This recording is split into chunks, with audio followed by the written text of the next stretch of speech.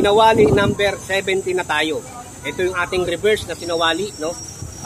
Gagawin natin siyang tutorial lagi para may matutunan po kayo. This is 6 count. Nandito ka na, no? Nasa kabila ka, nakabalik ka na ulit dito sa kanan.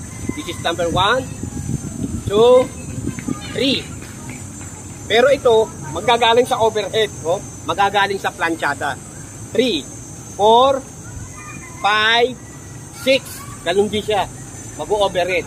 1, 2, 3, 4, 5, 6. Galing dito. So, 1, 2, 3, 4,